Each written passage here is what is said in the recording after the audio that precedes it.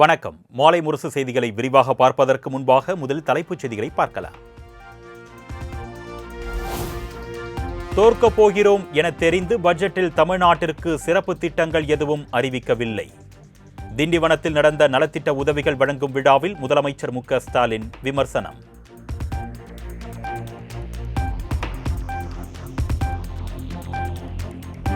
திண்டிவனத்தில் என் கனவு என் எதிர்காலம் திட்டத்தை தொடங்கி வைத்தார் முதலமைச்சர் மு.க.ஸ்டாலின்.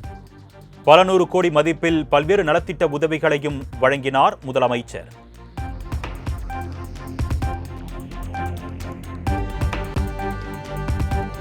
அதிமுக ஆட்சிக்கு வந்தால் முதியோர் ஓய்வூதியம் 2000 ரூபாயாக உயர்த்தப்படும். கைம்பெண்கள் 3ஆம் பாலினத்தவர்களுக்கும் மாதந்தோறும் 2000 ரூபாய் நிதியுதவி என்று தேர்தல் வாக்குறுதியை அறிவித்தார் எடப்பாடி பழனிசாமி.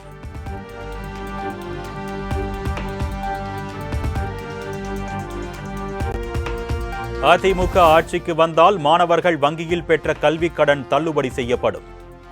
கல்விக் கடனை அரசே ஏற்கும் என்று எடப்பாடி பழனிசாமி அறிவிப்பு.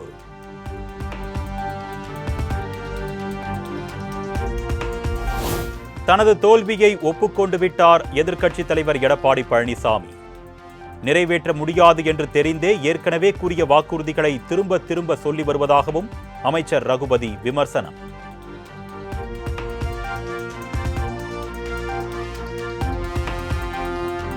கரூர் சம்பவம் நடந்ததில் இருந்து 72 நாட்களுக்கு மேலாக வெளியிலேயே வராதவர் த.வே.க தலைவர் விஜய். அதிமுகவை ஊழல் கட்சி என்று விஜய் விமர்சித்திருந்த நிலையில் நீதிமன்றம் வரை சென்று நிரபராதி என்று நிரூபிக்கப்பட்டவன் நான் என்று இபிஎஸ் அதிரடி.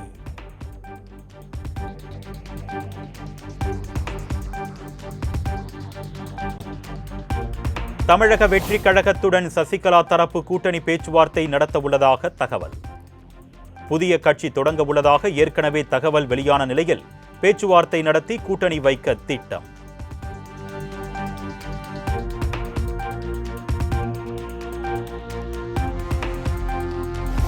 சேலம் சீலநாயக்கன்பட்டியில் வரும் 13ஆம் தேதி த.வே.க தலைவர் விஜய் பங்கேற்கும் பரப்புரை கூட்டம். அனுமதி கோரப்பட்ட இடத்தில் காவல் உதவி ஆணையர்கள் நேரில் ஆய்வு.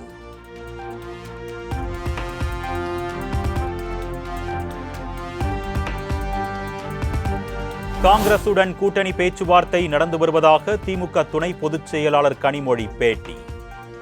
தொகுதி எண்ணிக்கை குறித்து காங்கிரசிடம் இதுவரை எதுவும் பேசவில்லை என்றும் விளக்கம்.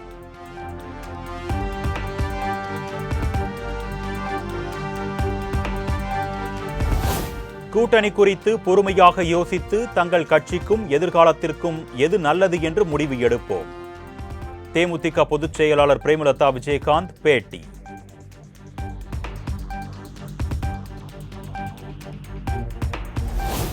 சென்னை திருவான்மையூர் உத்தண்டி உயர்மட்ட சாலை ஒப்பந்த விவகாரத்தில் 700 கோடி ரூபாய் ஊழல்.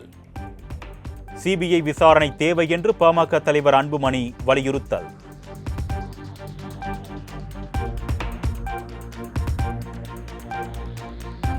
பரபரப்பான அரசியல் சூழலில் வியாழக்கிழமை நடைபெறுகிறது தமிழக அமைச்சரவை கூட்டம்.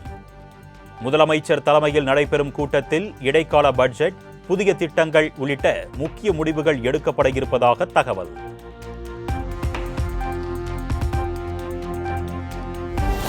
மடப்புரம் கோயில் காவலாளி அஜித்குமார் கொலை வழக்கை விசாரிக்கும் போதே மனம் பதறுகிறது. அஜித்குமார் மரணத்தில் தொடர்புடைய காவலர்களுக்கு தக்க பாடம் புகட்ட வேண்டும் என்றும் உயர்நீதிமன்ற மதுரை கிளை நீதிபதி ஆவேசம்.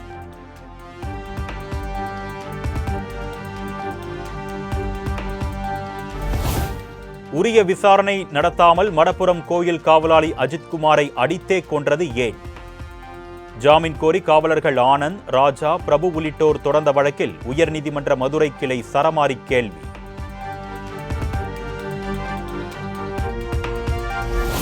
சாலைகள் மற்றும் தெருக்களின் பெயர்களில் உள்ள சாதிய பெயர்களை நீக்க தமிழக அரசு உத்தரவிட்ட விவகாரம். மக்களின் மனதில் உள்ள பாகுபாட்டை மாற்றாமல் தெருக்களின் பெயரை மாற்றுவதால் எந்த பலனும் இல்லை என்று உயர்நீதிமன்ற மதுரை கிளை அதிரடி உத்தரவு.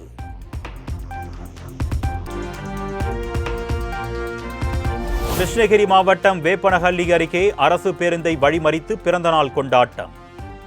இளைஞர்களின் அட்ராசிட்டியால் பொதுமக்கள் செய்வதறியாது தவிப்பு.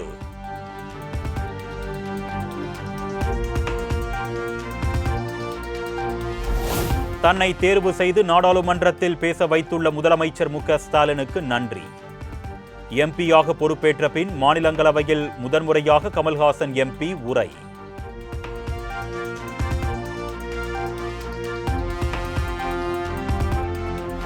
தமிழ் பிச்சை எடுக்க உதவாது, தமிழன் பிச்சை எடுக்கவும் மாட்டான். இந்த அவையை புரிந்து கொள்ள பேரறிஞர் அண்ணா தனக்கு கற்றுக் கொடுத்துள்ளார் என்றும் கமல்ஹாசன் ஆவேசம்.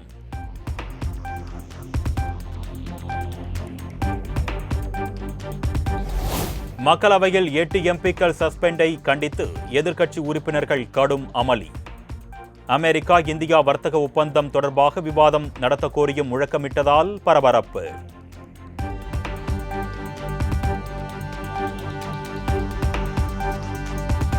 நாடாளுமன்றத்தில் எதிர்க்கட்சித் தலைவர் ராகுல் காந்தி தலைமையில் காங்கிரஸ் எம்பிக்கள் தர்ணா போராட்டம். மாணிக்கம் தாக்கூர், சு வெங்கடேசன் உள்ளிட்ட எம்பிக்களின் சஸ்பெண்ட் உத்தரவை திரும்ப பெற வலியுறுத்தல்.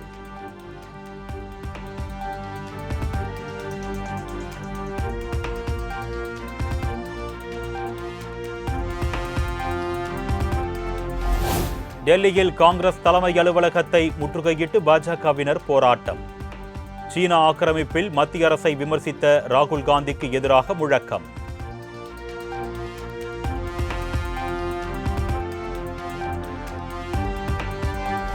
நாடாளுமன்ற வளாகத்தில் நடைபெற்ற போராட்டத்தின் போது மத்திய இணையமைச்சர் ரவ்னீத் சிங் பிட்டுவை துரோகி என்று விமர்சித்த ராகுல் காந்தி.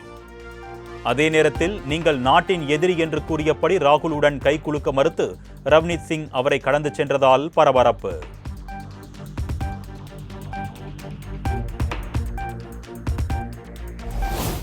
அமெரிக்காவுடனான வர்த்தக ஒப்பந்தத்தால் இந்திய விவசாயிகள் கடும் பாதிப்பை எதிர்கொள்வார்கள்.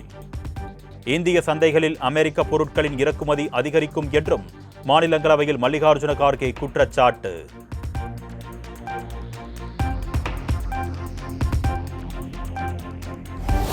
இரண்டு நாள் பயணமாக பிப்ரவரி 7ஆம் தேதி பிரதமர் நரேந்திர மோடி மலேசியா பயணம். பாதுகாப்பு, டிஜிட்டல், தொழில்நுட்பம் மற்றும் வர்த்தகம் தொடர்பாக பேச்சு நடத்த இருப்பதாக தகவல்.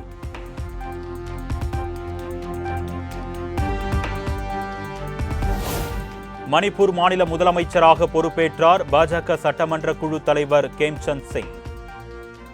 கடந்த ஓராண்டாக நடைமுறையில் இருந்த குடியரசுத் தலைவர் ஆட்சி வாபஸ் பெறப்பட்ட நிலையில் புதிய அரசு பொறுப்பேற்பு.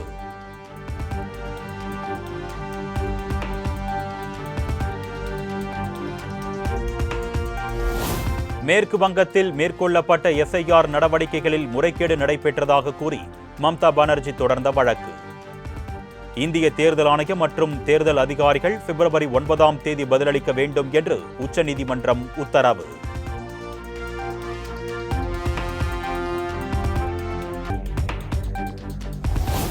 எஸ்ஐஆர் என்ற பெயரில் மேற்கு வங்கத்தை குறிவைத்து இந்திய தேர்தல் ஆணையம் புல்டோசர் நடவடிக்கைகளை மேற்கொண்டு வருவதாக மம்தா பானர்ஜி குற்றச்சாட்டு. வாக்காளர் திருத்தம் குறித்த வழக்கில் உச்சநீதிமன்றத்தில் நேரில் ஆஜராகி விளக்கம் அளித்த பின்னர் பேட்டி.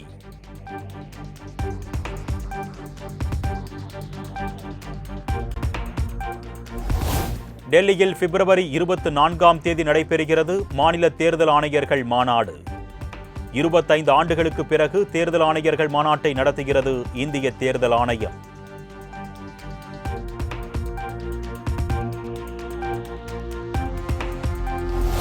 தெற்கு பிலிப்பைன்ஸில் பயங்கர தீ விபத்து. பலத்த காற்று காரணமாக மரத்தாலான ஆயிரக்கணக்கான வீடுகள் தீப்பற்றி எரிந்ததால் வீடுகளை இழந்து தவிக்கும் மக்கள்.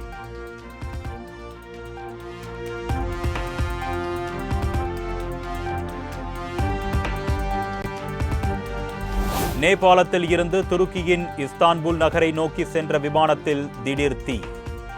என்ஜினில் தீ பற்றியதை அறிந்த விமானி கொல்கத்தாவில் அவசரமாக தரையிறக்கியதால் 236 பேர் உயிர் தப்பினர்.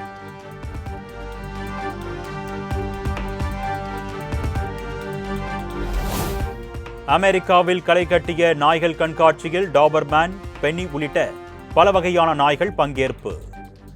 கட்டளைக்கு கீழ்ப்படிதல், அழகு, நளினம் என பல்வேறு பிரிவுகளின் கீழ் பரிசுகளை தட்டிச் சென்ற நாய்கள்.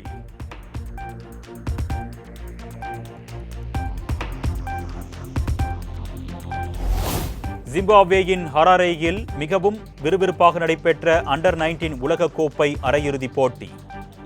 7 விக்கெட் வித்தியாசத்தில் ஆப்கான் அணியை வீழ்த்தி இறுதிப் போட்டிக்கு தகுதி பெற்றது இந்தியா.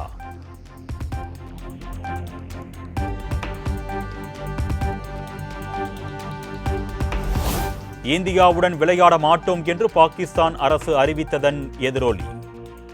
சட்ட நடவடிக்கையை எதிர்கொள்ள நேரிடும் என்று பாகிஸ்தான் கிரிக்கெட் வாரியத்திற்கு ICC எச்சரிக்கை.